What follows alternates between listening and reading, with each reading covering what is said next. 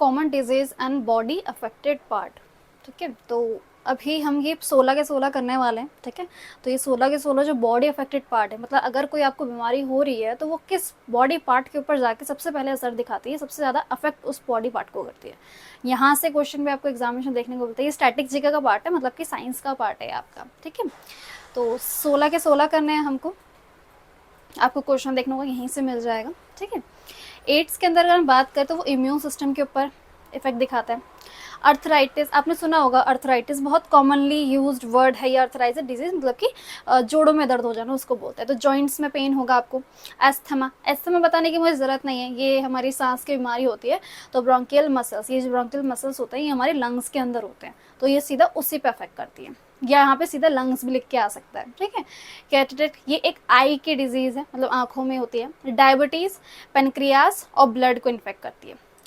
डर्माटिटिस मतलब कि ये स्किन के लिए होता है। ठीक है, स्किन की बीमारी जो होती है उसमें होता है। गोइटर, गोइटर आपने देखा होगा कि बहुत बड़ा यहाँ से किसी का गला जो होता है बहुत एकदम से फूल जाता है, बहुत बड़ा हो जाता है, तो वो गोइटर होता है। ठीक है, तो वो कहाँ पे, थायराइड को करता है। हेपेटाइटिस, ये आपका डायरेक्टली लिवर को अफेक्ट करता है। ठीक है, फिर आपका जॉन्डिस, जॉन्डिस भी आपका लिवर को अफेक्ट करता है। Malaria, spleen. पैरालिसिस, पैरालिसिस पता है ना, हाथ पैर काम करना बंद कर देते हैं, तो वो नर्व्स और लिम्स पे, नर्व्स पे भी असर डालता है और लिम्स पे भी। लिम्स का मतलब क्या होता है, हाथ और पैर को लिम्स बोलते हैं। ठीक है, पोलियो, पोलियो सीधा लेग्स पे असर करता है, तो जो छोटे बच्चे होते हैं उनको पोलियो हो जाता है, उनका सीधा लेग्स पे असर दिखता है। निमोनिया, ये क्वेश्चन आपका पीवाईक्यू में बार बार रिपीट हो रहा है, निमोनिया वाला। टीबी वाला रिपीट होता है। ठीक है, तो निमोनिया वाला भी रिसेंट वाले एग्जामिनेशन में देखने को मिला था।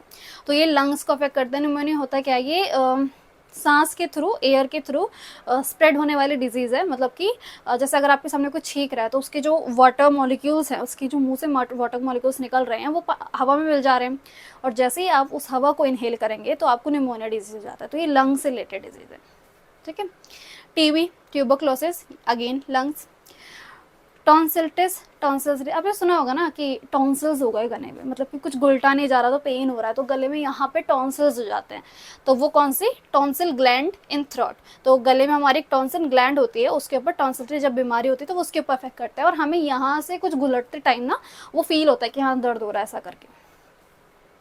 पायरिया, पायरिया तीत में होता है, जब ज़्यादा ही येलो हो जाते हैं तीत को तो उसे पायरिया कहते हैं। अदर चीज़ें भी होती है इसके अंदर। ठीक है, तीत के अंदर।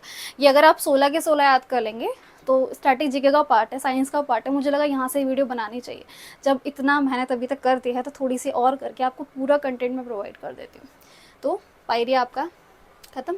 ये 16 के 16 याद कर लीजिए, इतने में ही आपको आपका आंसर मिल जाएगा और आप वहाँ पर टिक लगा लेना। ओके।